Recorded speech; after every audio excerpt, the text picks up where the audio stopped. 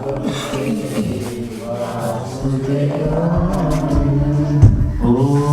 Namo Bhagavate Vasudevaya. Om Namo Bhagavate Vasudevaya. Om Namo Bhagavate Vasudevaya. Om Namo Bhagavate Vasudevaya. Om Ajnanatimirandhasya Jnananjanashalakaya Chakshurunmilitam Yena Tasmai Shri Gurave Namaha. Shri Chaitanya Manobhishtam Savitam Yena Bhutale Swayam Rupa Kadamanyam Dadati Svapadantikam Vandeham Shri Guru Shri Yuta Padakamalam Shri Gurun Vaishnavamscha Shri Rupam Sagrajatam Sahagana Raghunathanvitam Tam Sajivam Sadvaitam Savadhutam Parijana Sahitam Krishna Chaitanya Devam Shri Radha Krishna Radhan Sahagana Lalita Sri Vishakhanvitamscha. He Krishna Karuna Sindhu Dinabandhu Jagatpate Gopesha Gopika Kanta Radha Kanta Namostute Tapta Kanchana Gaurangi Radhe Vrindavaneshwari Vrishabhanu Sute Devi Pranamami Hari Priye Vanchakalpatarubhyascha Kripa Sindhubhya eva cha Patitanam Pavanebhyo Vaishnavebhyo Namo Namo. Jaya Sri Krishna Chaitanya Prabhu Nityananda Shri Advaita Gadadhar Srivasadi Gaura Bhakta Vrinda. Hare Krishna Krishna Krishna Hare Hare Hare Rama Rama Rama Hare Hare.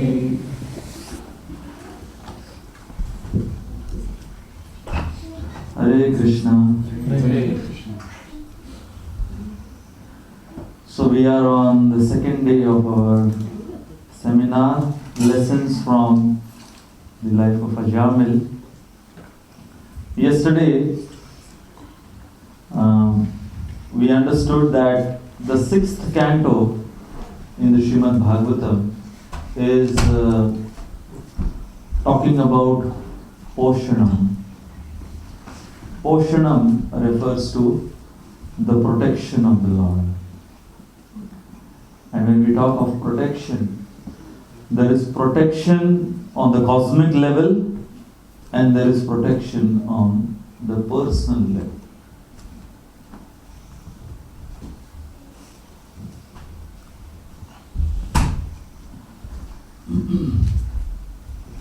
So, Lord Sri Krishna, who personally protects his dear devotees, or even those who have just desired to become his devotee. What was the example we took from the Mahabharata? How Krishna used to protect Arjuna? Who remembers the example? Yes, the eyelids and the eyes. Just like how the eyelids, they protect one's eyes, similarly Krishna would protect Arjuna. Now, as we advance in Krishna consciousness, our advancement in Krishna consciousness refers to how Krishna is reciprocating with us. And we also understood that Krishna's expectation from us increases. The more we advance, the more Krishna expects from us. And in our advancement in Krishna consciousness is like we learning how to swim. Initially, one who doesn't know how to swim, the effort which one takes to swim, it's practically misery. But then it's luxury. So the efforts which one takes, like for example, chanting our rounds every day. Initially, it's like a huge mountain to climb. 16 rounds, and each round has 108 beads, and like that 16 times. And that too you have to chant your rounds in a prayerful mood, attentively, not get distracted, all of that in a humble state of mind, tolerant, more tolerant than a tree, more humbler than a blade of grass. More difficult is offering all respects to others, and the most difficult is to not expect any respect for oneself. In that mood one has to chant. So all of that, it becomes so difficult for us. But for pure devotees like Haridas Thakur, chanting is luxury. If you would ask Haridas Thakur what is his sense gratification, it is chanting. So, as we try to advance in Krishna consciousness, we have to understand that the path will not be as easy as we might have thought in the beginning. I remember of this example. I don't know how many of you have experienced this. How many of you have experienced tightening a nut or a screw? You all have done? Yeah. With a screwdriver? So what's your experience when you are tightening a screw?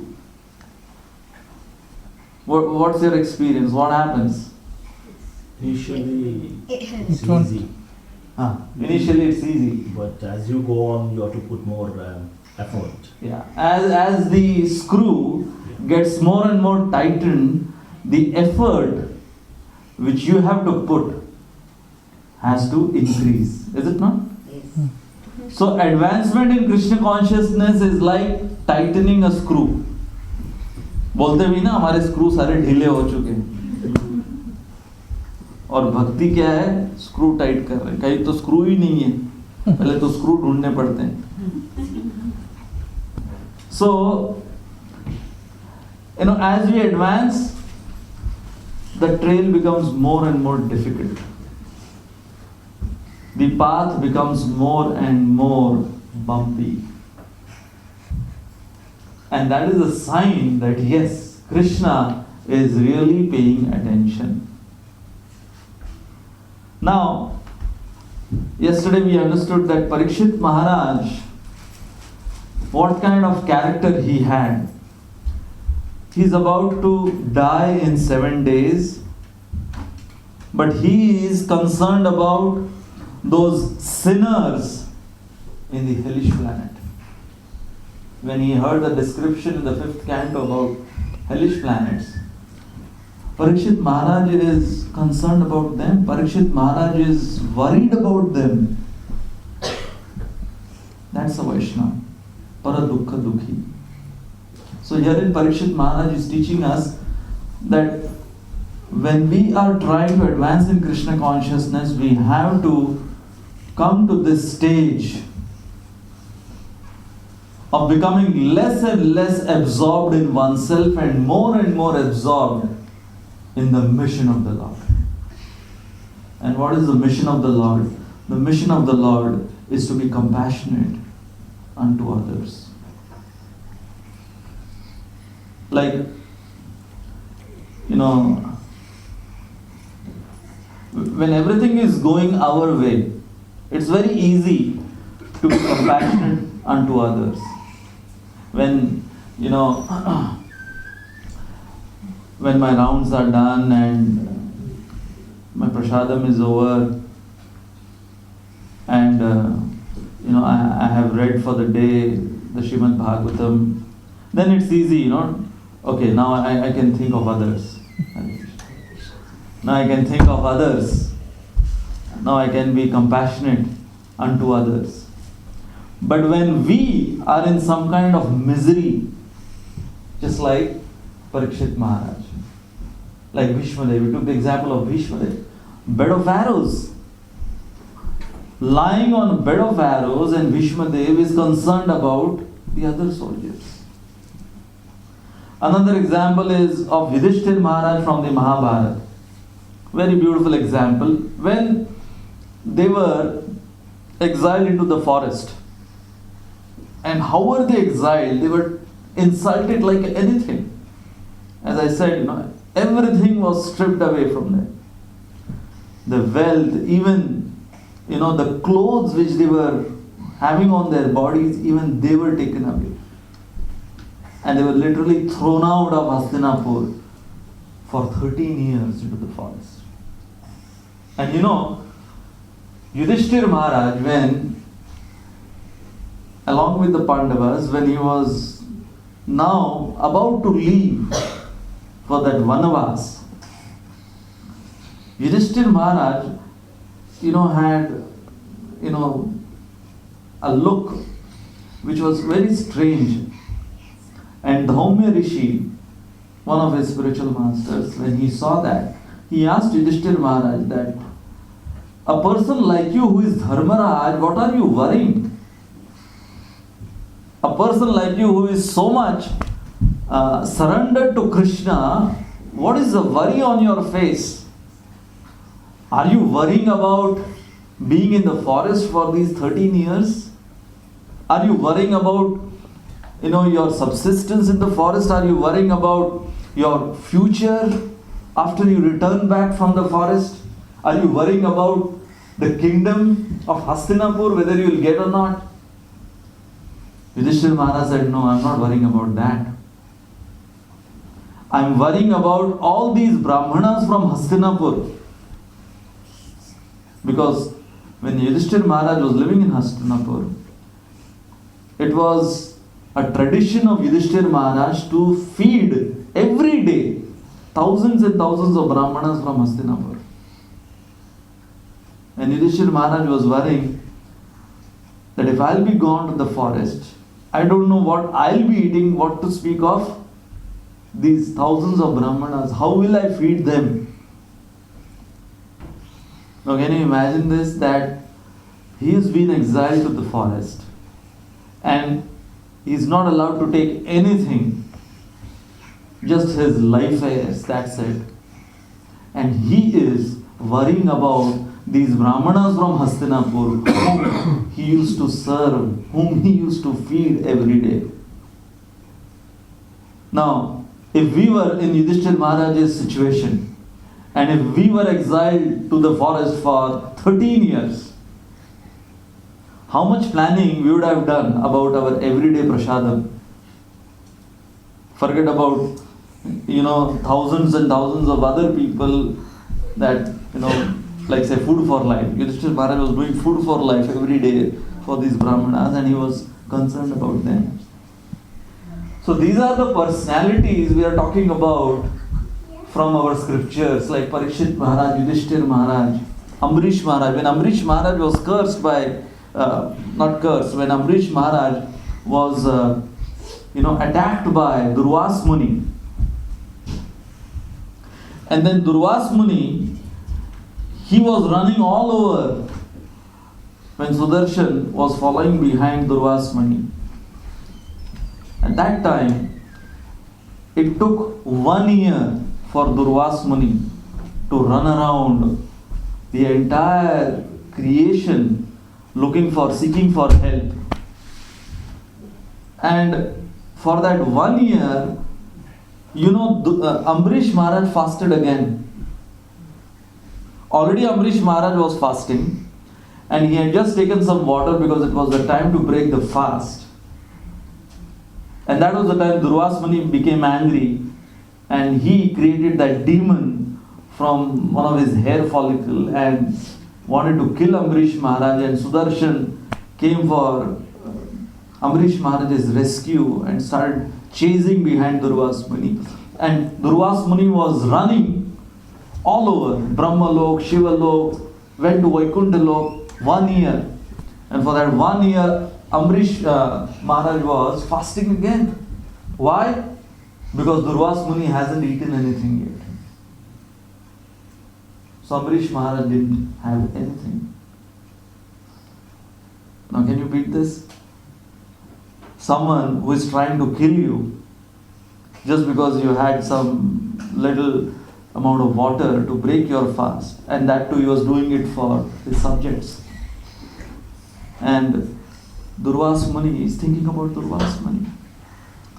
So this is what is being taught in the Srimad Bhagavatam.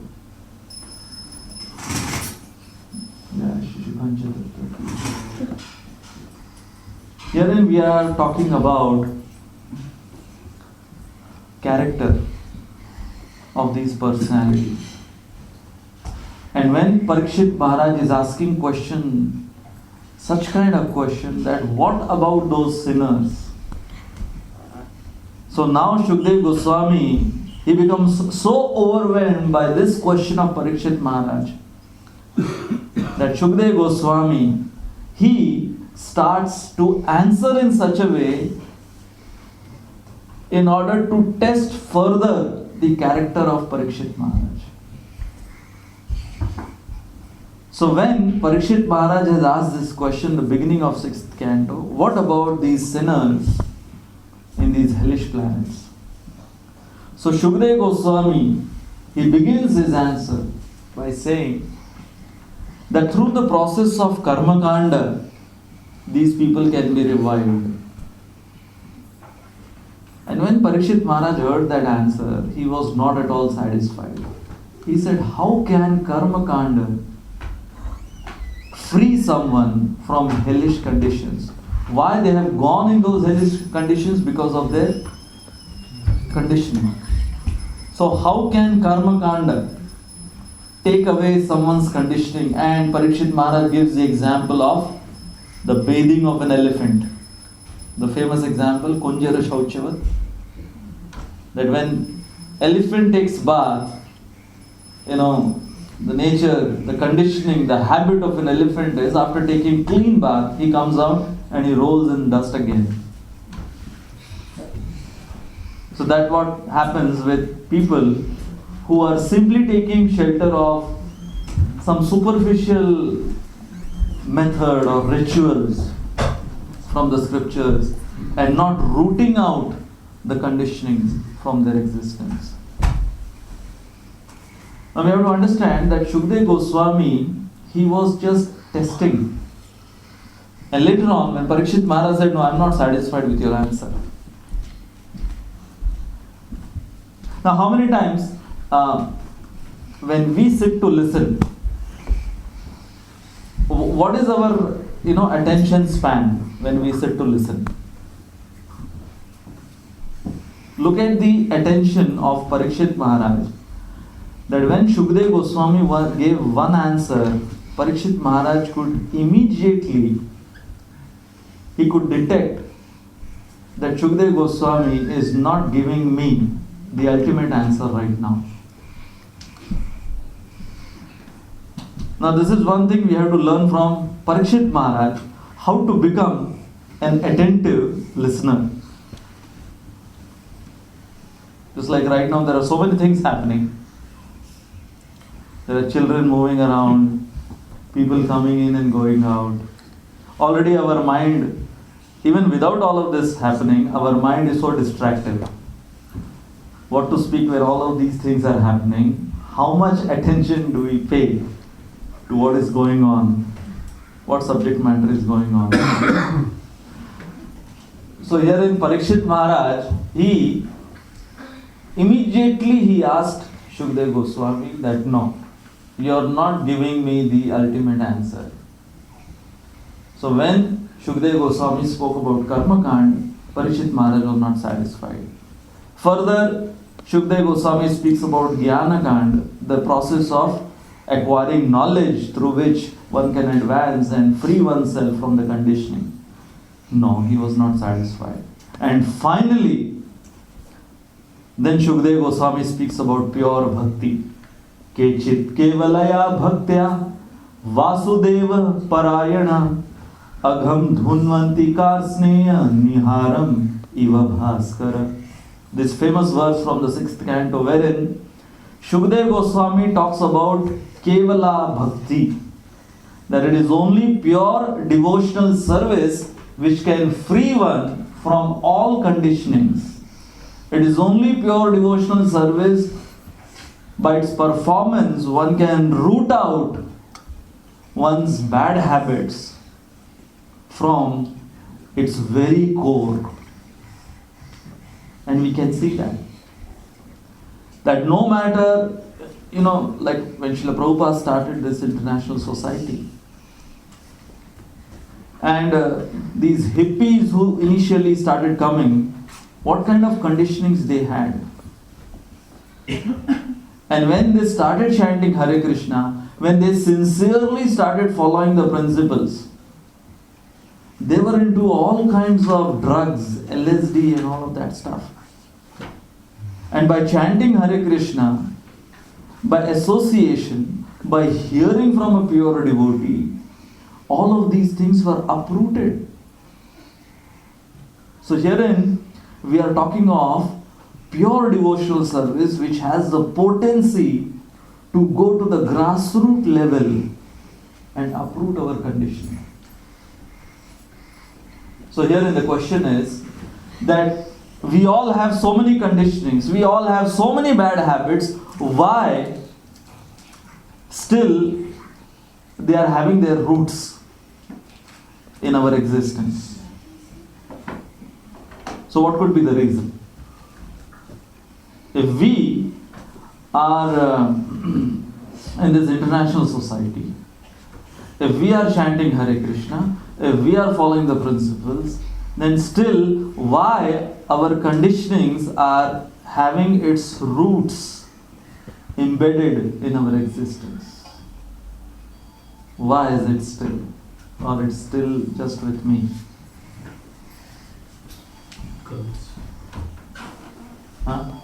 Because of not doing pure devotional service. Yeah, the process is, yes, the process is that we are in this society where pure devotional service is performed. But the question, the $1 million question is, are we performing pure devotional service? That's the $1 million question. Just like somebody somehow might get admission into Cambridge or Oxford, but that will not make sure that he'll graduate also. Just getting admission into Cambridge and Oxford will not guarantee that you'll become a doctor from Cambridge or whatever, or an engineer. No, you have to work hard.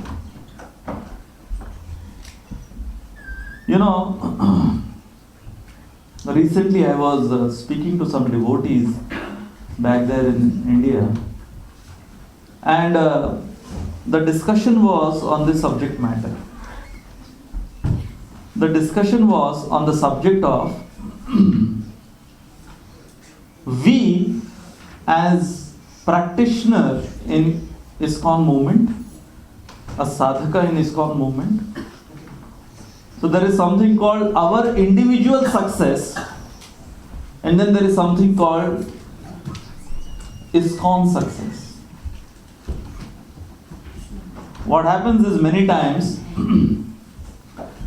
we get confused. We think that ISKCON is becoming successful worldwide. So many books are distributed. New temples are being opened. Recently, in India, Pune, the President of India came for the inauguration of this huge temple in Pune. And thousands of people are coming for darshan every day. So, on one hand we have the ISKCON society, which is becoming successful. What do you all say? Is ISKCON becoming successful worldwide? Is it spreading more? As far as devotees are concerned, books are concerned, temples are concerned. What do you say? No. No. No? No. Yes or no? No. No. Why do you say that? Because I go around UK and everybody's saying we don't see the Hare Krishnas anymore. Okay. Many people say that. Okay. Well, that might be about UK, but what about the world? What about the world? I'm coming from India. Practically every year there are like at least 3 or 4 big huge ISKCON temples being opened in so many parts of India. Just like, as I said, in Pune, this huge temple, 45 crore temple. That project, the President of India came for its inauguration. And every day there are an average of 10,000 people coming for darshan every day. And there are like so many temples like that. So, yes, of course, now the onus is on all of you over here in UK. If people are saying, if they are having those comments, then yes, the responsibility is on all of you to make your presence felt everywhere. So, okay, so on one hand we have the ISKCON movement. Yes, definitely, if you look into the books which are being distributed worldwide, if you look into the kind of programs which are going on as compared to what it was before, it's on the progressive front. And then on the other hand, the question is my own success in ISKCON.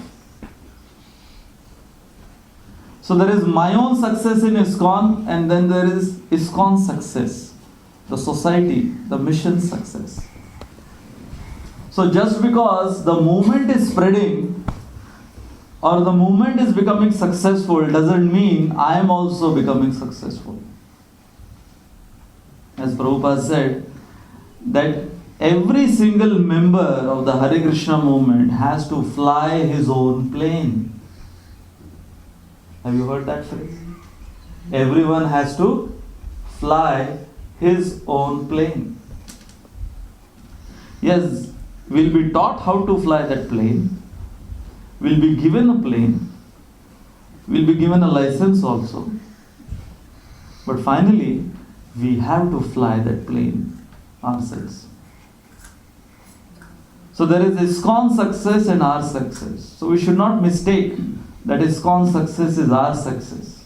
Yes, ISKCON might be getting successful, but then we have to also become successful within the society. That's the most important question. So, herein, when we are talking of Kevala Bhakti, pure devotional service.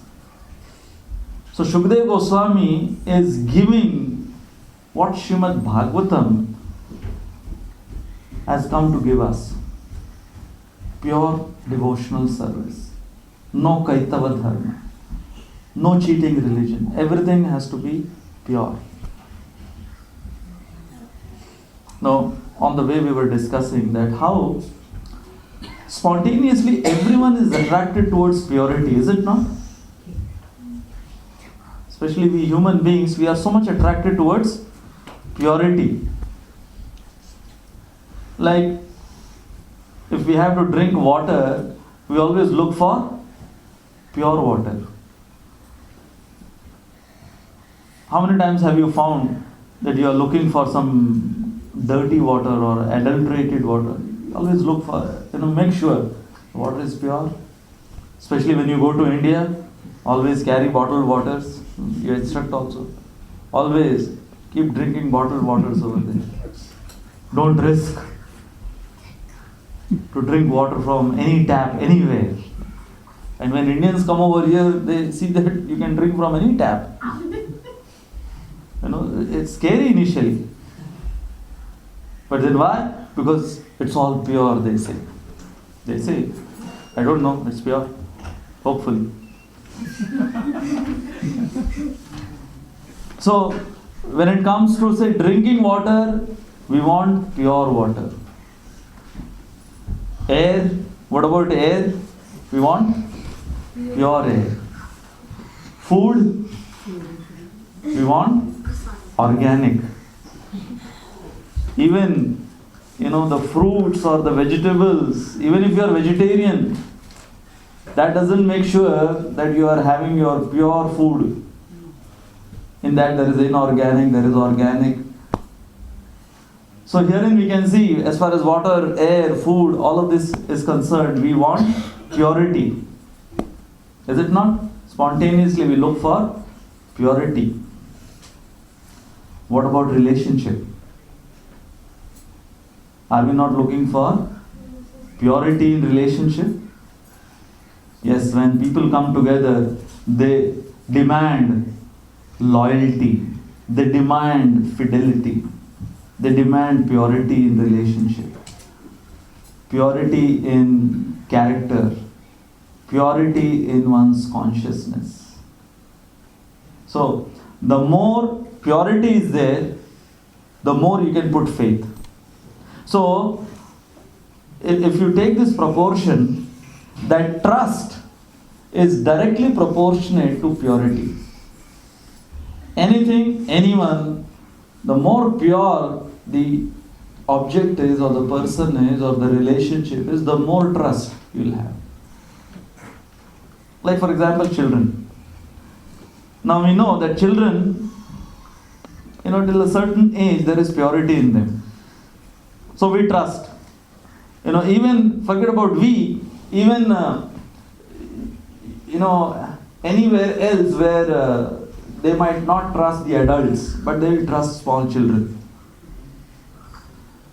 Say, in an airport, the security people over there, the way they will screen through the adults, they won't do that for children.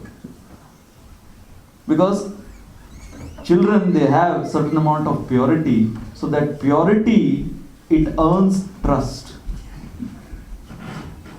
So we are in devotee association. What is the lesson we have to learn over here? In devotee association, what are we trying to gain first from other devotees? See, there is something called love amongst devotees. Yes, of course, we talk about that there should be love amongst devotees. But according to me, what I have seen over the years in this society, more than love, we need trust. Even with Krishna, yes, Krishna loves everyone, but does he trust me? Am I becoming trustworthy for Krishna? That is more important than am I becoming lovable for Krishna. I feel that we should become more trustworthy for Krishna. Because love is too far from us. It is something which is the product of the spiritual world. As long as we are in this material world, what we need to earn in any relationship, whether it is with Krishna, whether it is with devotees, whether it is with our family members, what we need to earn is trust, their trust. And as I said, we can earn their trust to the extent we have purity within us. Just like why these hippies or so many of these disciples of Srila Prabhupada, why they gave up everything and they surrendered to Prabhupada. They were willing to risk. They were disciples of Prabhupada. They were willing to go to the Middle East to preach Krishna consciousness. They were willing to go to Pakistan, to all of these Islamic countries. They were willing to go to China. They were willing to go to Africa. They were willing to go to all these places. Why? Because they had so much trust in Prabhupada. And why did they have all of that trust in Prabhupada? Because they saw that here is a person who is so pure. They saw that purity in Prabhupada. In fact, they said they had a slogan, when Prabhupada in the 60s, when he went to America, the young generation who initially came to Prabhupada, they had a slogan, never to trust anyone who is beyond 30 years. They would not trust anyone beyond 30 years. And here was Prabhupada. What was his age? He was 70 years, more than double of what that slogan they were living by. So what made them so much trust Srila Prabhupada? It was the purity of Prabhupada. In fact, one disciple of Srila Prabhupada, he said that when he started to interact with Srila Prabhupada, he came to know that here is one person I'm interacting with who doesn't have any ulterior motives. You know this word, ulterior? Ulterior motives? Now, how many times we meet people all around us in our life, every day practically, and everyone has some ulterior motive. Sometimes including devotees.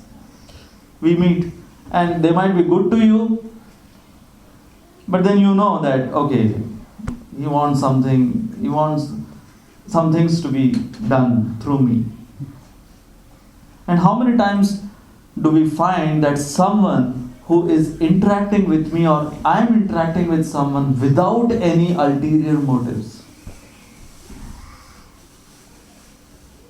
It has happened with me so many times preaching in India and traveling in India that one time I was traveling and I was on train and there was a passenger next to me and he inquired from me. He started the conversation. He inquired from me as to why am I like this and all that stuff. And then I started speaking to him in a nice way. And he started doubting me that why am I being so nice to him. He literally, after half an hour of conversation, he told me, what do you want? Why are you being so nice to me? Because he had not seen over the past of his life, he had not seen anyone who would be so nice to him without having any ulterior motives. Like I was giving the example of the waiter in a restaurant. Yes, he's smiling, he's welcoming you, he's being so hospitable. What is the ulterior motive? He's being paid for that. He might be hurling abuses within himself, unto you. But then he's just putting up a smile. Why? Because he's being paid for that smile. So why disciples who surrendered to Srila Prabhupada had so much faith in Srila Prabhupada because of his purity? So what are we learning over here? We are learning over here that Shukdev Goswami had so much faith in Parikshit Maharaj because Shukdev Goswami saw this purity in Parikshit Maharaj. Why Parikshit Maharaj had so much faith in Shukdev Goswami that he was ready to sit for 7 days and 7 nights without eating, without sleeping, hearing Srimad Bhagavatam from him the last 7 days of his life, because Parikshit Maharaj saw that purity in Shukdev Goswami and had so much trust. Unflinching faith, as they say. So this unflinching faith or trust is directly dependent on purity. The more pure we become, the more trust we can gain of devotees of Krishna. This is the open secret of devotee association. And that is what we want. If we really want any community to flourish, we need that devotees should be trustworthy. To begin with, ourselves, we should be trustworthy. And for that, we need purity. And for purity, we need to improve our sadhana. That's how it's all connected. Any questions up until this point? Any comments? Are you all with me? Is it making sense? Okay. So herein we are talking of now purity. So what do we understand? We understand that these ISKCON temples or ISKCON centers, they are nothing but filtration plants. Prabhupada has opened filtration plants, and we are like sewage waters. Like some of these commercials, in India they have these filtration systems nowadays. RO. I don't know whether over here you know what is RO. It's reverse osmosis. It's a very advanced filtration system in India now. It's called RO. I remember initially it was just you take alum and you mix it in water, pitkari, and that was the filtration system. A very very gharelu kind of filtration system. And then we had those, two containers and those two cylinders inside, that kind of filtration system. Then the AquaGuard, and now it's RO. So much is happening as far as, people are looking for purity of water, just purity of water. So what I see is that Prabhupada, what he has opened as ISKCON centers, he has opened filtration plants, huge filtration plants. And some of these commercials, what they show is that the dirtiest of all waters, you pass through this RO system, and then they show, you bring the dirtiest of all waters and you pass through this RO system, and then you find from the other end pure water coming out, pure H2O. What is the chemical formula of water? H2O. But then again, in India, if you take out the chemical formula of municipality water which is given to us, it would be so many other things. It won't be just H2O. बहुत कुछ रहेगा H2O के साथ से. Because so many things, additions to that. So what is impurity? Impurity is the thing which gets added to the pure stuff. What is filtration? To remove that which is being added, which is not necessary. That is called filtration. So any filtration process, what it is doing, say to that water is, it is removing all that is unnecessary. That which is unnecessary is removed. Like Prabhupada gave the example of rainwater, the purest form of water.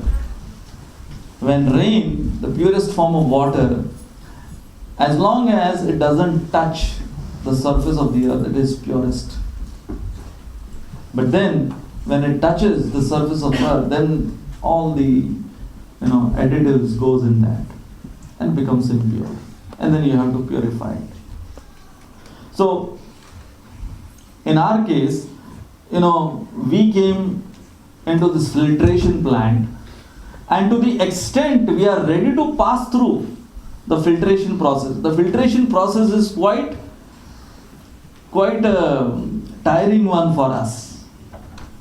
Right now what is going on is the filtration process. So we have to come, we have to sit on the floor many times, and for hours and hours and hours listen to the philosophy. It's not just some Harry Potter stories going on over here, but philosophy, and philosophy about ourselves. It's our own story. Initially we thought, we'll come and listen about Ajamila. We'll listen about someone else. But then yesterday we got to know, oh my God, he's talking about me. It's my autobiography going on. And then here we are talking about, such intense topics about purity, about trust, about loyalty, all of that. So it's like, the autopsy going on. It's like the X-ray of my own self going on. So this is the filtration process. Now you see, like in India, the river Ganga, which is the sacred holy river, and Ganga is such that of course, it still has its holiness, its sacredness in it, because it is touched by the lotus feet of Lord Vishnu. It's called Vishnu Padi. It is coming from the lotus feet of Lord Vishnu. But you find that wherever Ganga is flowing in India, nowadays, so many of these sewage canals are being also, thrown into Ganga. How many of you have seen that? Contaminated water thrown into Ganga. So it was last year I was observing, you find that, that sewage water entering into Ganga. But once it mixes with Ganga and then flows within the river of Ganga, that sewage water is no more called sewage water. Once it mixes with Ganga, what is it called? Ganga. That's also called Ganga. Now that sewage water in itself doesn't have any qualification to be called as Ganga, to be worshipped as Ganga, but its association, its connection. So we can see that Prabhupada started this Hare Krishna movement. The headquarters of Mayapur, Chaitanya Mahaprabhu who started, which is also the place of Ganga, from where this Ganga started flowing, this Ganga of the Hare Krishna movement. And all of us who are spread around the globe, we were like sewage waters, somehow getting connected to this Ganga. And after getting connected to this Ganga, now we are also called Prabhuji.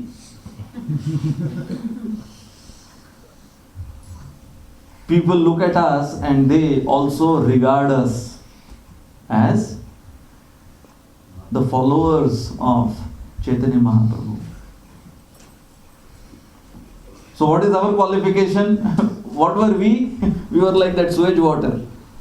And yes, Prabhupada started this Ganga. Our qualification was somehow or the other, our flow went in that direction where Ganga was flowing and we got mixed in that Ganga. And here we are also worshipped. That's not our qualification. That's the entire credit goes to Ganga. That it is because of Ganga's association. There is this one story from the Puranas, that one time Lord Vishnu was visiting Lord Shiva. And Lord Vishnu was on his Garuda carrier. And Lord Shiva, he has these snakes around his neck. Now snakes and Garud is the giant eagle. So snake and this giant eagle, they are always, at loggerheads. 36 ka aakada rehta hai inka. They are always at loggerheads. Generally also, because eagles, for them their prey is snakes. So herein, Lord Vishnu is coming seated on his Garud and Lord Shiva having all these snakes around his neck. So one of the snakes around Lord Shiva's neck started hissing at Garud. And then Garud, he recited one shloka. Now he's Garud because he's the carrier of Vishnu, so he recites Sanskrit shlokas also. So he recited a shloka in which he said, Sthana pradhanam na bala pradhanam. He told to this snake, जैसे कई बार हम India में बोलते हैं तो बाहर आ मिल मेरे को यहाँ नहीं बाहर मिल मंदिर के बाहर मिल. So Garudji told to this snake who was hissing at him, sthana pradhana, that you are hissing because your sthan is glorious. Where are you situated right now? You are situated around the neck of Mahadev, Lord Shiva. So the glory is not about you, the glory is about the sthan where you are right now situated. So he said, sthana pradhanam, na bala pradhanam. You don't have any bala. You come out of the neck of Lord Shiva, meet me somewhere outside, then I'll show you that how much can you hiss at me then. So similarly, we also in ISKCON, we sit on a Vyasasana, when microphone is in front of us, we also keep hissing like anything. है ना, किसी preacher को व्यासासन दे दो, microphone दे दो, फिर देखो उसका volume क्या बढ़ता है. So for us also this shloka of Garudji applies very much. Sthana pradhanam na bala pradhanam. The pradhanta is of the sthana. The pradhanta is of our connection with Ganga. Remember the example? The sewage water connected with Ganga also is called Ganga. Otherwise it's nothing but dirty, filthy water. That's what it is. So what is our glory? Our glory is nothing but the more we get connected, that is our prowess. In fact, not our prowess, it is the prowess of the mission of Chaitanya Mahaprabhu. Like Srila Prabhupada wrote that letter to one of his sannyasis, who Srila Prabhupada had given him some serious responsibilities and he was not, performing that service with purity. A very heavy letter Prabhupada wrote, one of the heaviest letters which I have read of Prabhupada, written to one of his disciples. Prabhupada writes to him that I gave you such serious responsibilities in the mission of Chaitanya Mahaprabhu. But now I see, I hear such bad things about you. And it has made me so forlorn. Prabhupada uses that word. It has made me so forlorn. And then, towards the end of the letter, Prabhupada writes, Prabhupada says, I gave you such serious responsibilities. I gave you that golden opportunity to become an instrument in the mission of Chaitanya Mahaprabhu. You tossed it away. And last line Prabhupada writes, if not you, Chaitanya Mahaprabhu will send someone else. Now that was quite hurting. Imagine if this thing is told to us, we are given some responsibility and we toss it away. Toss it away for what? And then someone else takes it and goes back home, back to Godhead. Many times we complain when we are amongst devotees. We have so many complaints that, oh, this devotee, the way he talks to me, that devotee, the way he behaves with me. Recently Mahatma Prabhu, one of Srila Prabhupada's disciples, he came to Nasik and he wrote one poem, very interesting poem he wrote. And in that poem, I guess it was also in the email, it was circulated, that kind of poem. Very interesting theme he took, in which the title of that poem was, I Was Shocked. So, one ISKCON devotee goes to the spiritual world. And in the spiritual world, as he is entering the spiritual world, he sees, oh my God, how come you have reached? And he's looking at the temple president who had given him such a hard time. He said, you have reached spiritual world. Then he saw, the head pujari who also had given him hard time. He saw the counselor. he saw, the head kitchen in charge and all of that, so, and he was looking at all of them that, my God. And then they looked at him in big shock and they said, we never expected you as well.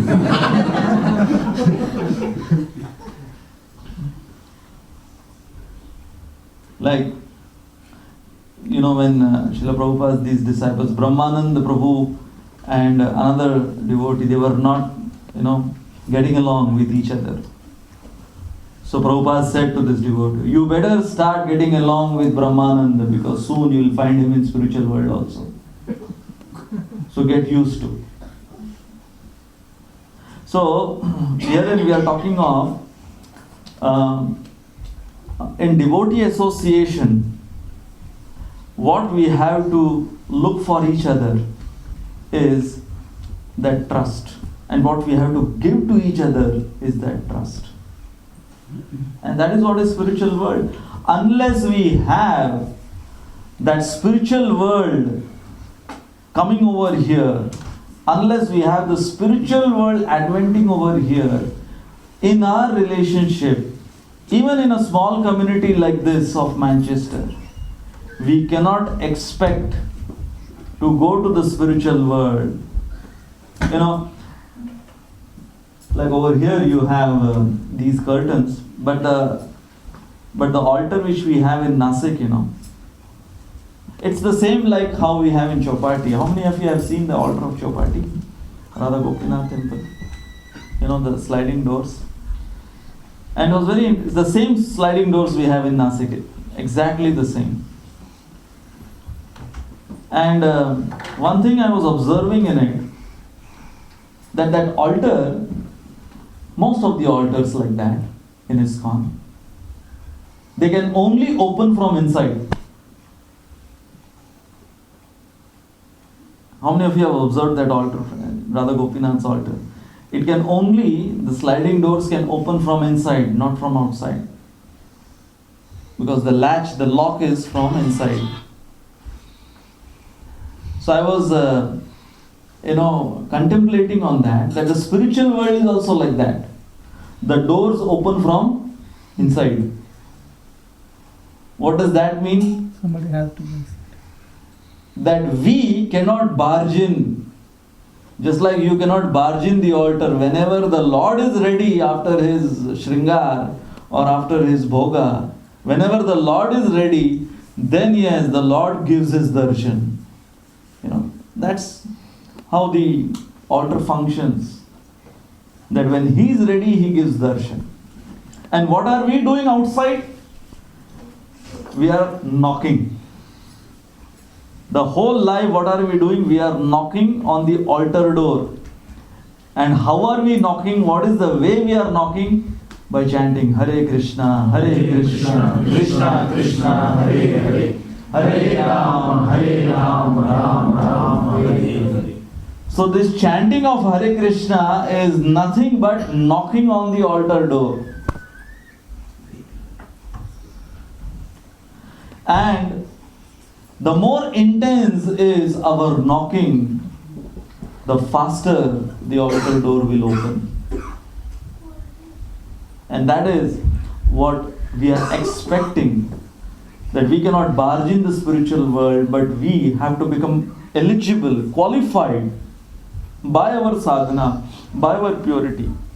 And that is what we see in Parikshit Maharaj and Shukdev Goswami, that the questions which Parikshit Maharaj is asking is filled with his pure character. So herein we see that Shukdev Goswami is that teacher who is showing us the character of Parikshit Maharaj. At the time of his death, he is thinking about the sinners from the hellish planets, whom he has nothing to do, he doesn't even know them. But he is concerned about them. You see, a mundane teacher, he will try to test your caliber. So there is one thing called caliber and there is another thing called character. So all around outside you see in this material world, people are going to educational institutions. They are, having their, gurus or professors or, teachers, coaches. And what are they trying to test in them? Their caliber. That's it. Just their caliber. Like when I was recruited in the armed forces, there were so many tests, different kinds of tests, and they were trying to just test my caliber. That how skillful I am to become a fighter pilot in the Indian Air Force. How skillful I am. But nobody was trying to test my character. That what is your character? No, you have to be smart, you have to be street smart, you have to be skillful, you have to be sharp and all of that.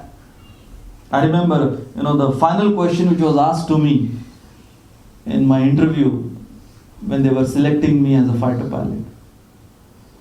So this person, he asked me this question. If I give you an egg to drop on a concrete floor, can you drop an egg on the concrete floor without breaking it? Can you drop an egg on the concrete floor without breaking it? You have only 2 minutes to answer this question. I said, okay, get me an egg. They brought an egg. I held the egg, I released it. What happened? It broke.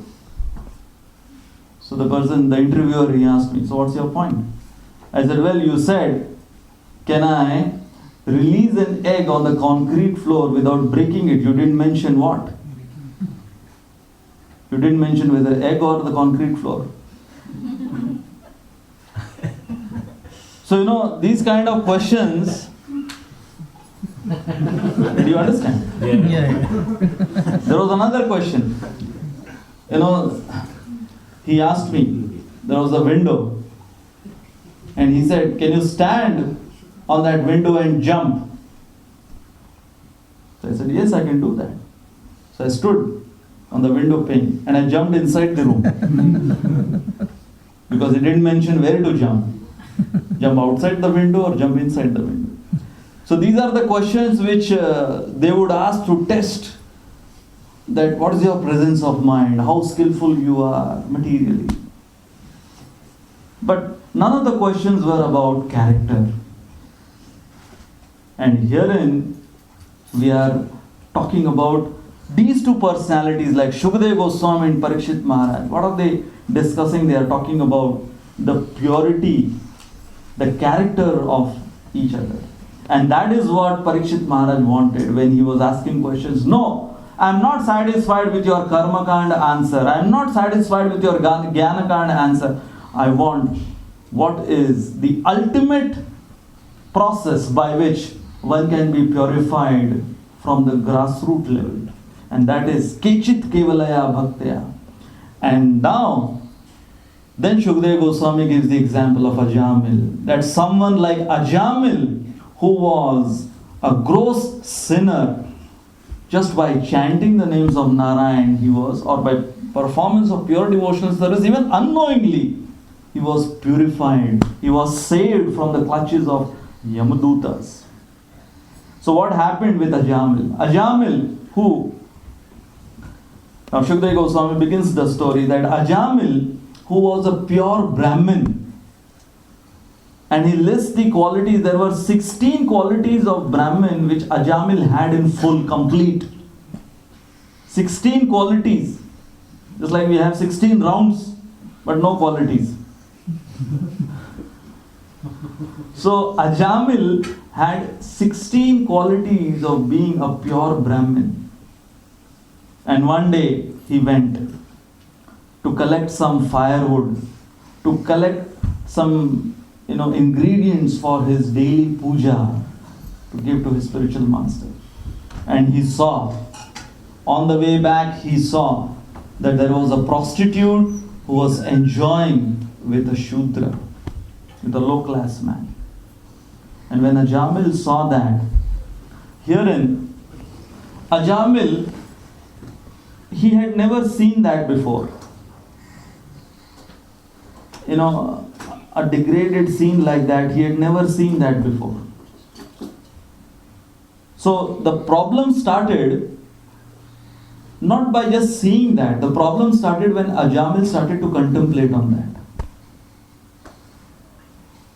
So sometimes, reading the story of Ajamil, we think that, well, then I must be pure devotee because I keep seeing so many like that scenes, especially in UK. And I am totally unaffected.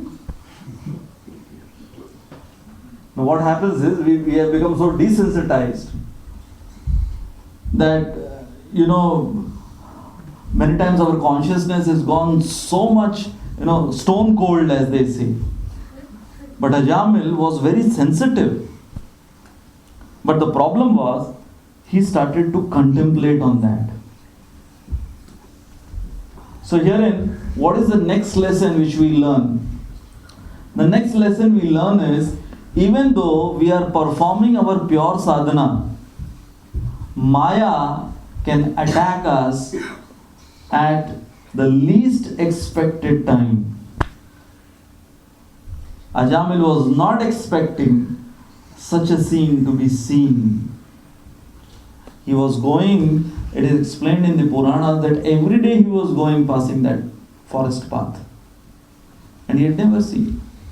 So yes, every day we might be doing our sadhana, but Maya Devi, many times, when we are least expecting, when we are off guard, as they say, that is the time Maya, she attacks. And one of the reasons why Ajamil became a little attracted towards that prostitute, whom later on he got married to, because he had the impression from previous lives of that kind of enjoyment. So, what do we understand over here? That yes, we may be chanting Hare Krishna, we may be associating with devotees, we may be hearing from Srimad Bhagavatam, but there are so many impressions from previous lives which we may not know at what point of time it may surface up. And it keeps surfacing up. So at that time, we have to focus. So herein, Ajamil was actually struggling and trying to control his mind, which was getting attracted towards this prostitute. So the next lesson which we learn is that yes, whenever we are attacked by the material energy, in whatever way, shape or form, there is our mind and then there is our good intelligence. So the mind and intelligence dialogue, how many times we face this? Practically every day, every moment, the mind and intelligence dialogue goes on. The intelligence tells us, you should get up in Brahma Muhurt. I hope everyone knows what is Brahma Muhurt. Who doesn't know what is Brahma Muhurt? Brahma Muhurt is 1.5 hours before sunrise. Before sunrise, not sunset. Before sunrise. So the intelligence says that you should chant your rounds during Brahma Muhurt time. And the mind. So herein I am just putting forth in front of you dialogue between intelligence and mind on just one subject matter, which is getting up early in the morning. So the intelligence says you should get up early in the morning if you want to chant good number of rounds. And the mind says, Kal raat ko late ho gaya. Because, you should consider, it was quite late last night. So Brahma Muhurt will come every day.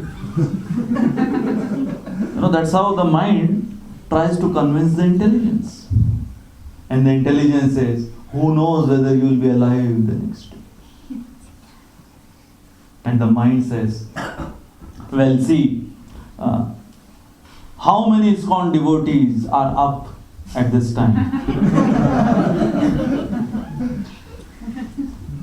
And the intelligence says, well, every ISKCON temple you will find that the deities, they get up. during Brahma Muhurt for Mangalarti, the mind says, but I am not Krishna. I am servant of Krishna. You are talking Mayavad. You are asking me to get up during Krishna's time. That is Mayavad. I am not Krishna. So like that, there is dialogue between mind and intelligence. And about so many things. This is just one thing I have taken. There are so many things. Should I go for the program? The mind says, well, program keeps happening. Such nice sunny day today. ऐसा मौका फिर कहाँ मिलेगा? Like the sun, where you will get such kind of sun? इनके तो programs वही घिसे पिटे lectures होते हैं, इनके वही बार बार सुनाते रहते हैं. Same old thing. Krishna is the supreme personality of Godhead. You are Das, Anudas. Maya is this and all that. पता है मुझे. So let me go out. Intelligence is fighting. No, sit, listen to the lecture. Mind says, no, I have listened to so many lectures. कोई फर्क नहीं पड़ा. और जो सुना रहा है उसको भी फर्क नहीं पड़ रहा है.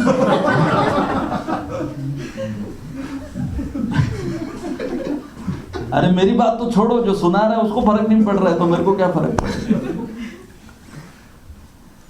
So this was happening in Ajamil's case. The mind-intelligence dialogue. So what do we learn over here?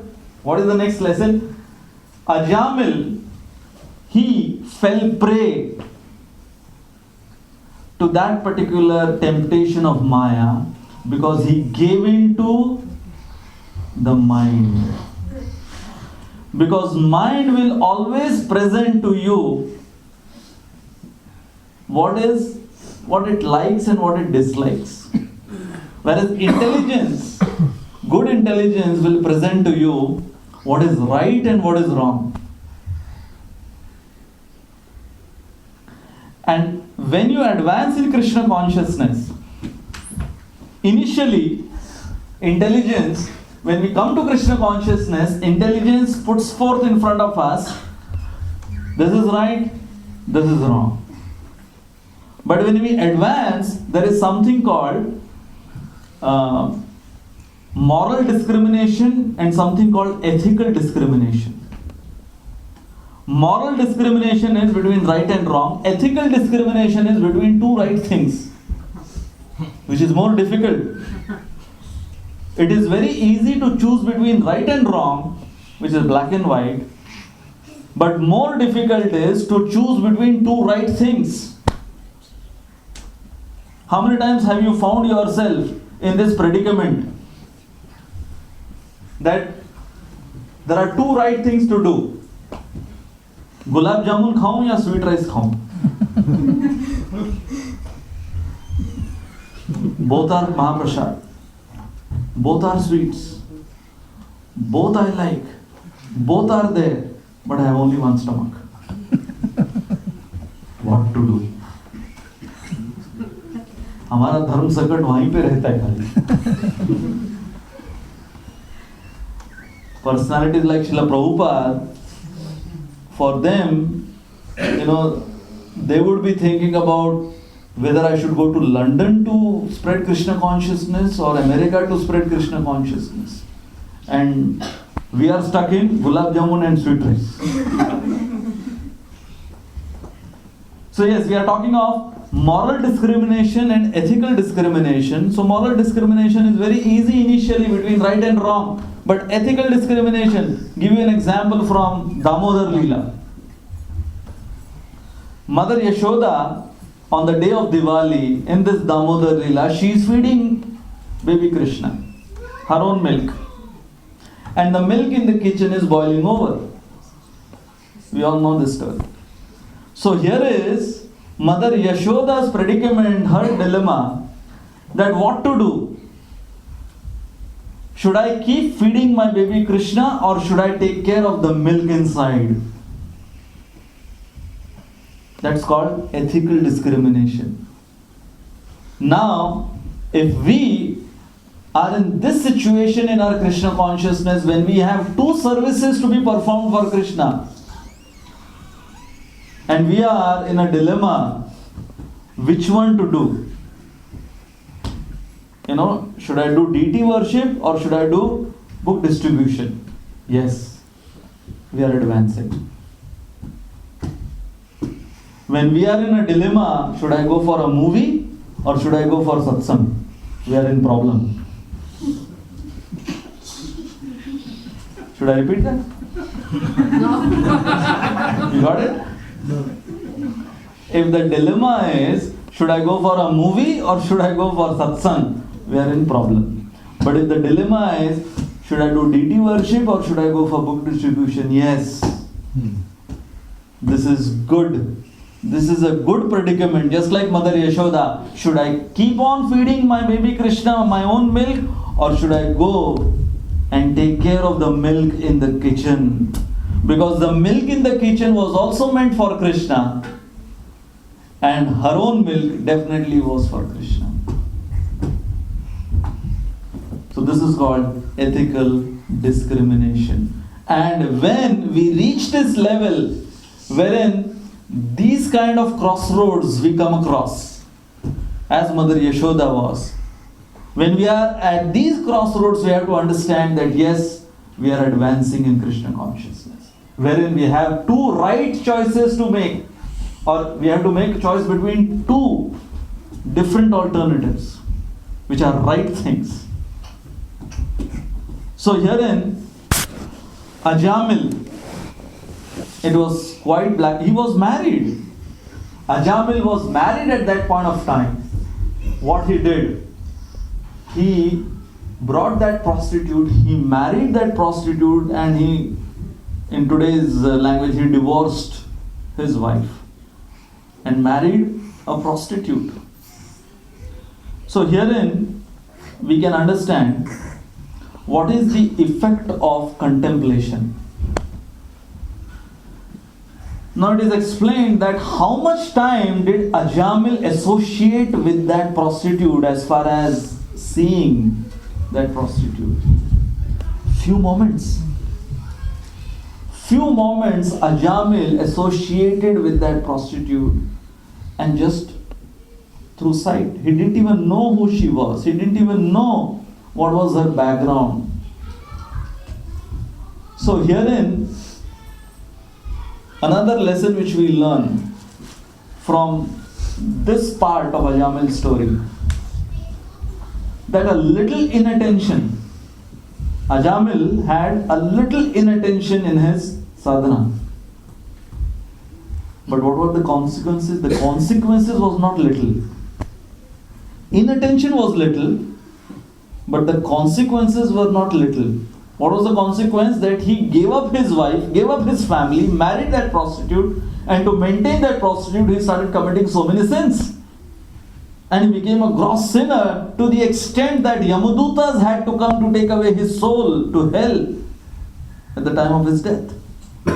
So can you imagine a pure Brahmin having all the 16 qualities of a Brahmin, to have Yamadutas come at the time of his death? How many sins he had to perform? So the consequence was severe. Inattention appeared to be little.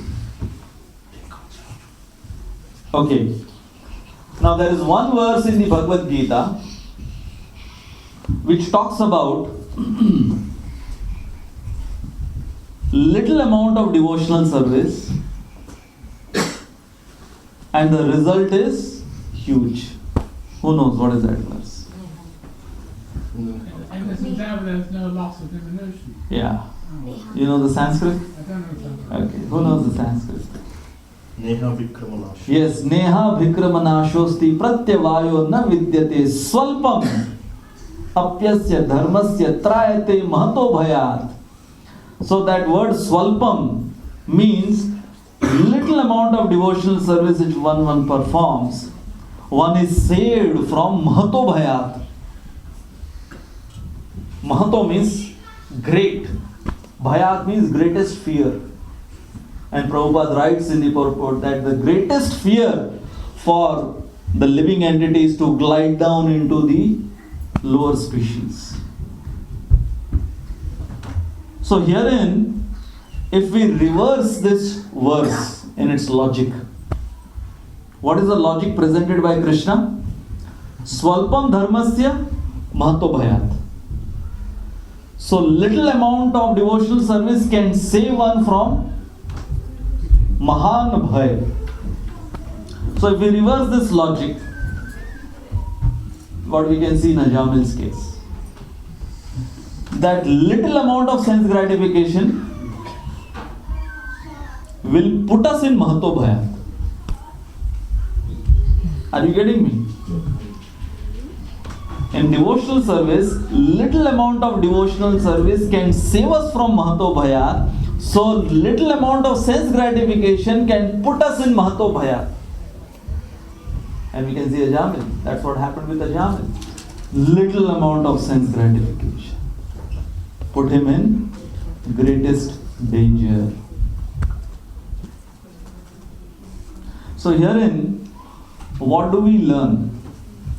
We learn that just like we should not underestimate the power of Krishna and pure devotional service, we should not underestimate the power of Maya also.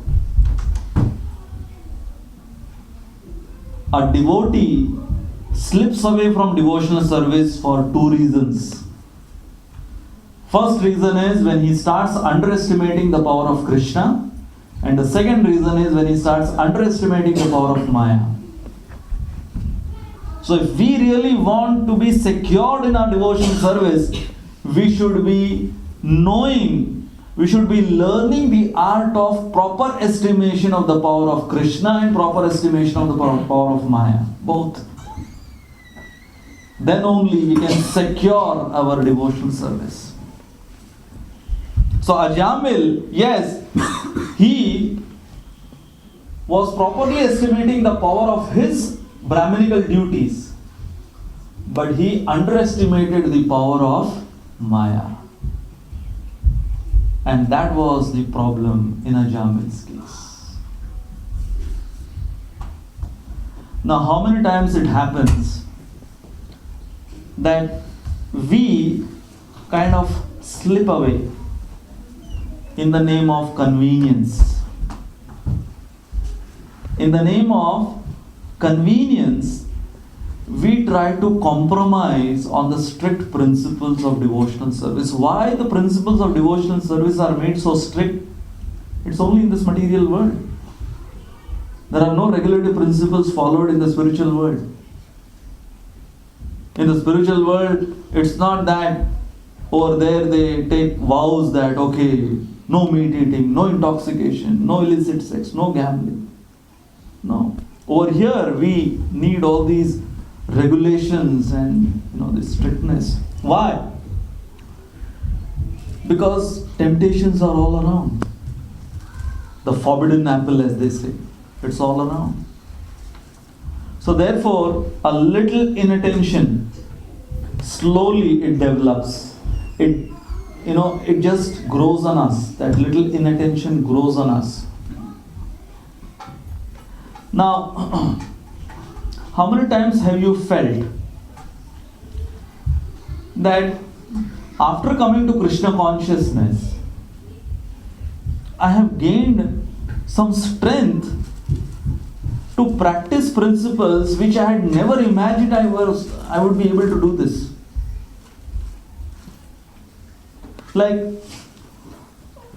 Like say for example, sitting for a lecture for 1 hour on the floor. That too,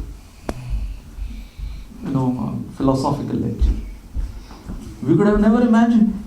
In my childhood, my mother used to take me for these, bhakti satsang programs, some Guruji speaking, and just I was, these kids small, and I would be wondering, how come these people have so much stamina? That they can sit for hours and hours. These Bhagavad Kathas, my mother would go and she would take me along. And I would be looking, क्या बोल रहा है 3 घंटे से, एक अक्षर पल्ले नहीं पड़ रहा है, वो तो बोल ही रहा है, ये लोग क्या सुन रहे हैं.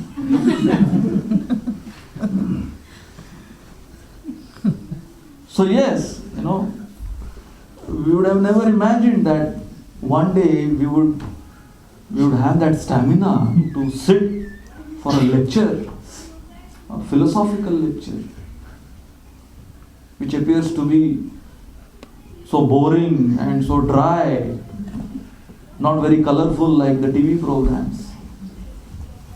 But yes, we get the stamina. We gain strength to follow the principles. We gain strength to sit and chant 16 rounds, which was unimaginable for us at a certain point of time. How many of you have experienced that?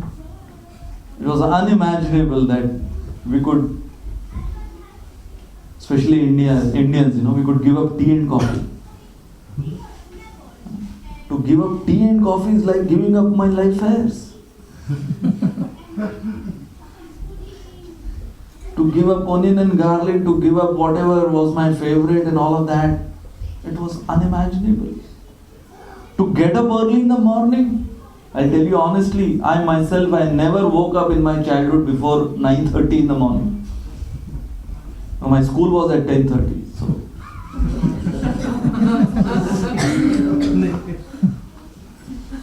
So I would consider that I might have done some great pious activities that, I am in a school which has the timings like 10:30 in the morning. So I guess कोई मैंने बहुत पुण्य किए होंगे कि ऐसे school में भर्ती हुआ. And it was unimaginable. Now, even if I sleep night 12 o'clock post midnight, I can't sleep beyond 5 in the morning. I can't even imagine. People who knew me before, they can't even imagine that. What has become of you? Like I mentioned, one of my friends, some years ago, he saw me after 17 years. And he didn't know that I had become like this. He just spoke to me on phone and he got my number, he wanted to meet me. I said, I am at Radha Gopinath temple. He said, मंदिर में क्या कर रहा है तू? So I didn't want to shock him. Then I said, आजा इधर आजा. So there is Radha Gopinath Mandir, and close to Radha Gopinath Mandir there is Maratha Mandir, which is a movie theater. So he got confused कि मराठा मंदिर तो नहीं बोल रहा है, मराठा मंदिर नहीं, Radha Gopinath Mandir. So when he saw me like this, what was his response? He said, ये MTV से आस्था कब हो गया?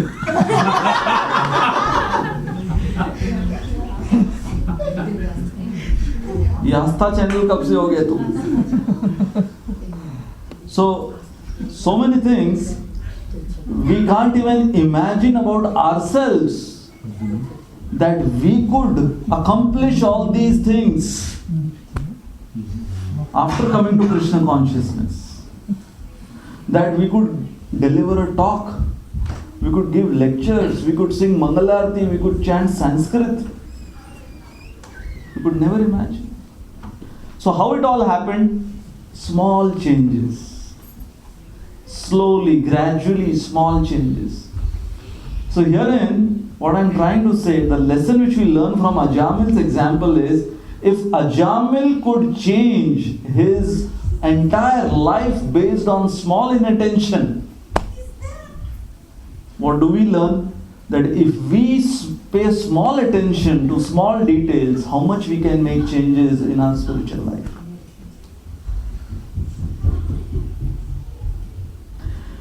American Airlines, there is this incident about American Airlines that a decade ago, they were having heavy losses.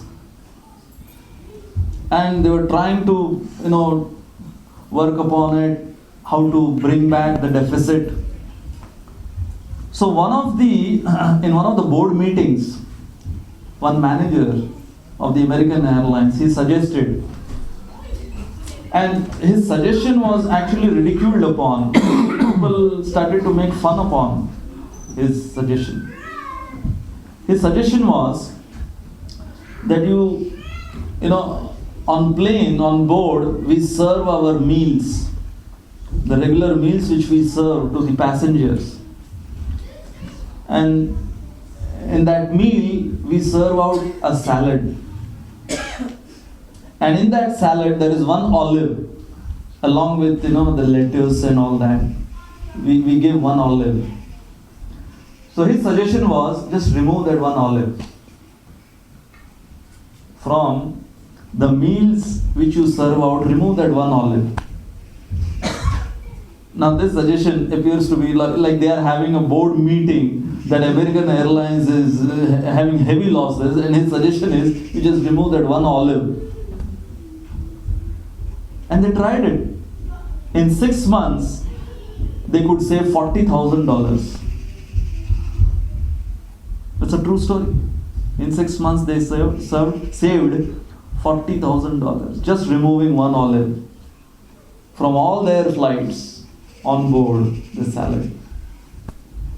So here in the example which I am giving is small changes in our life. Now, with this example, say,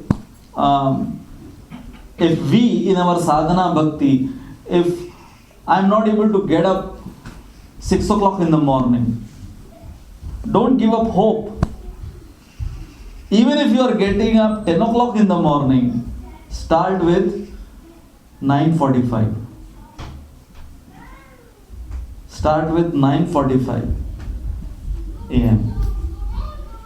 Then 9:30. Even if those 15 minutes is too much for you, start with 5 minutes. One olive. Remember the story of one olive.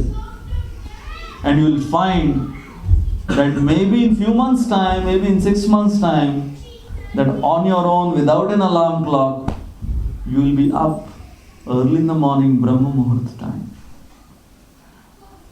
So never underestimate small little changes which you do for Krishna, because it is not our prowess, our power, our potency. It is Krishna who sees our effort. And He is the one who will lift the Govardhan. We have to show our desire to be saved by Krishna. And we show our desire by making some small changes. And yes, we all have our inadequacies. We all have our conditionings, our bad habits. We just have to make small changes. Krishna is not expecting that you become, Parikshit Maharaj or Dhruva Maharaj or Prahlad Maharaj in one night. Krishna is just expecting that you just take out one olive from your life. You take out one olive from your life, and in 6 months, Krishna will show wonders as to how much He'll help us. So herein, the lesson which we learn is Ajamila. Like, when we were having our rifle shooting training in the Air Force, so they had a term, they called it the deterministic chaos theory. It's a term from physics. You must have heard of the chaos theory. Chaos theory is that when small changes are made at point A, then at point Z, there is a total heavy, consequence of the small change which is made at, point A. So in our rifle shooting, our firing officer, he was called the firing officer. So the firing officer, he told us that you are holding your gun, your rifle, and you are aiming at the bullseye. But if there is a slight deviation in your holding of your rifle and a little disalignment in your aiming on the bullseye, we saw actually. And then you pull the trigger, the bullet will go someone else's target, will hit someone else's target. The trajectory of the bullet will go to such a deviant place that you can't even imagine, a slight movement from here. So that's called the chaos theory.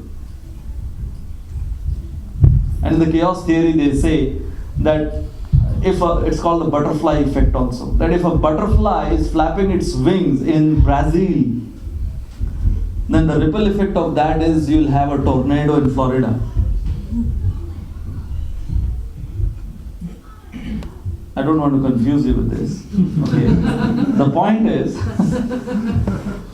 that this chaos theory or the deterministic chaos theory talks about small changes at one point leads to heavy consequential results at different points. Same is with our spiritual life also. You make small changes, okay, I'm going to chant one more round, I'm going to read one more shloka, I'm going to serve one more devotee, I'm going to distribute one more book. Just make small little changes and you'll find in due course of time that you'll become adept in so many more things in Krishna consciousness. Just like Ajamil. So we have to learn the positive lesson. Ajamil, what was the negative thing in Ajamil? Little inattention. It led to Ajamil become a big sinner. What we have to learn? A little attention. Ajamil's case, little inattention. In our case, little attention. As Bhurijan Prabhu in his Japa seminar, he says that I am not asking you to chant 16 attentive rounds. I am not even asking you to chant one attentive round. He says you just chant one mantra attentively. Just one mantra attentively. You chant one attentive mantra, and that one attentive mantra will give you the strength to chant the second attentive mantra. So don't keep in mind that I have to chant 16 attentive rounds or one full attentive round, he says. Just keep your target that I have to chant one attentive Hare Krishna Mahamantra, that's it. And that's not a big thing. That's not something which is beyond our capacity. We can at least, even if we can't do that one word of the Mahamantra attentively. And that will give us the strength to go on with more attentive chanting, with more attention in our Krishna consciousness. And that's how we learn anything for that matter. How did we learn how to walk? One baby step. And now we can run. People who are, Olympics athletes, they also were babies. They also took their first baby step. So that is what we learn from Ajamil's story over here at this point of time. And Ajamil, that little inattention of Ajamil led to such serious consequences. And we'll see now, tomorrow we'll see that there are some 10 lessons in the entire episode of Ajamil now, 10 lessons which Ajamil is teaching us in regards to what we should be doing and what we should not be doing. Because Ajamil's story is both. There are things which he did because of which he was saved from the Yamadutas, and of course so many things which he did because of which Yamadutas had to come, and of course Vishnudutas left him to then perfect his life, and then eventually he went back home, back to Godhead. So tomorrow in our session we'll see that what are these 10 lessons which Ajamil is teaching us as far as the do's and the don'ts. What we are supposed to do, what we are not supposed to do, what we are supposed to follow in our spiritual life, and what we are not supposed to do in our spiritual life. The favorable and the unfavorable. Anukulyasya sankalpa, pratikulyasya varjanam. And this is what our sadhana bhakti in this material world is. Our sadhana bhakti in this material world is simply following the process which is favorable and disassociating from that which is unfavorable. And remember what we discussed today, that as devotees we have to understand that purity is what we are aiming for. Purity is something which will bring about trust amongst devotees.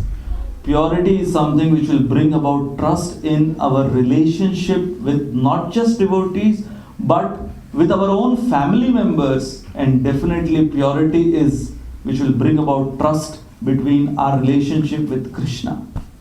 And that is the perfection of a sadhaka. To gain, earn that trust of Krishna in us. To become trustworthy for Krishna is the success of a sadhaka within this material world. Thank you all very much. Hare Krishna. Hare Krishna. Any questions anyone has? Can you tell a bit more about ethical dilemma? You mentioned The ethical two discrimination. right things, yeah. Two right things. Yeah, I gave the example of Yashoda Mai. Two right things for Krishna. Now, you see, for that we need personal guidance of spiritual master or Siksha Guru. When there are two right things to do for Krishna, like for example, hearing and chanting. Many times devotees ask this question. So if I have spare time, should I chant extra rounds or should I read? So the point which I was making, that having this kind of dilemma is better than asking this question, if I have spare time, should I watch a movie after my 16 rounds or should I chant the 17th round? To begin with, if you are having this spontaneous question, I'm not talking about forcing this kind of ethical discrimination or ethical dilemma. My question was how do we decide what to choose? We have two right things to do. That's what I said, that it's quite subjective. Like, I gave one example. Choosing between hearing and chanting. I gave one example. So herein you have to discuss it, someone's case, subjective case has to be discussed with the counselor or the mentor or the spiritual master. So, if you are asking a very specific question about specific dilemma about two right things, then yes, we can discuss about that, but I'm talking about the principle. The principle is, yes, we have to, if we are able to choose between the two right things, if we are able to choose that between the two right things, then yes, we can do that, we should do that. But if we are not able to, then seek help of someone who is senior to us. But the point I am making is that it is better than the moral dilemma. It is better than the moral discrimination. Any other questions anyone has?